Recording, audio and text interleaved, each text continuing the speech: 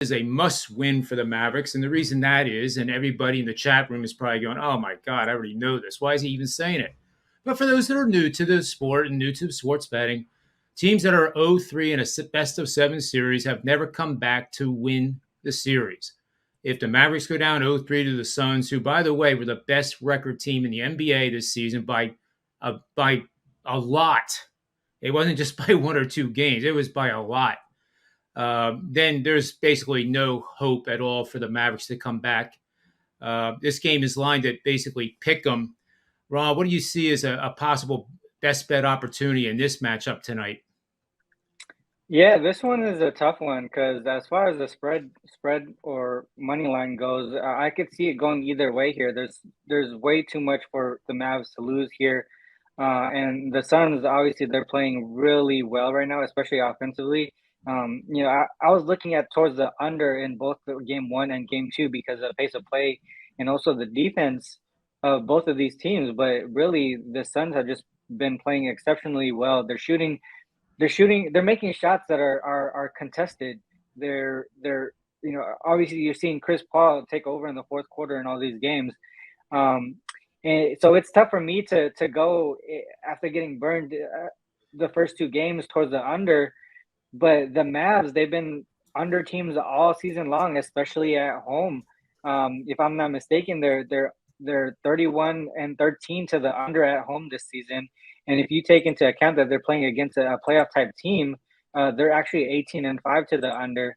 And so to me, it's just like at some point, Phoenix will have to come back down offensively to a more manageable percentage because I can't see them shooting 55, 60%, this whole season against a strong defensive team like Dallas. So at some point, I feel like their games are going to come back down to earth and they go under the total.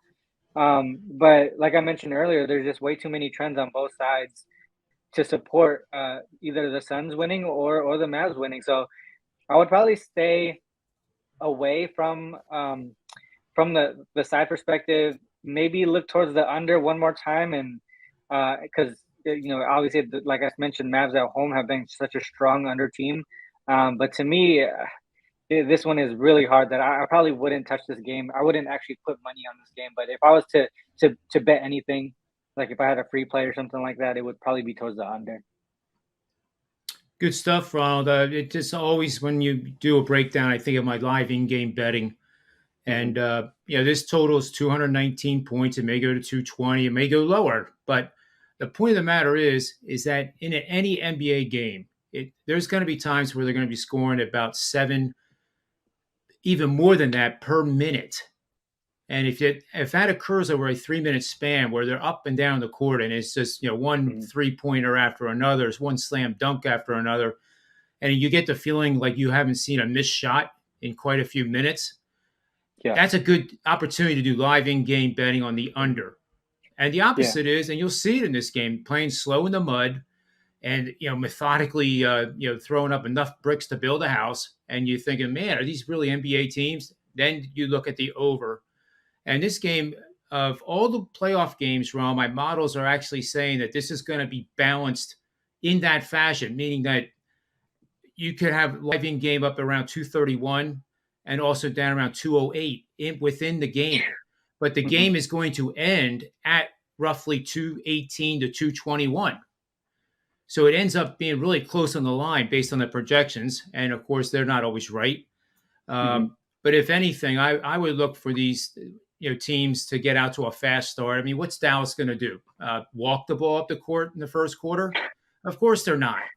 They're going to want to run and gun and get out and try to get up that 15-5 lead, get the crowd involved, and that's where you get that opportunity in game. I think I would think realistically you start 25% of your normal bet size at 227.5, and then build from there. And I do see that happening. So I'm kind of leaning that way for this game.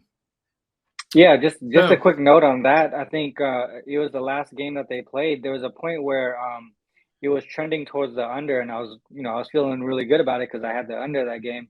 And then in a 2-minute span, they scored 16 points.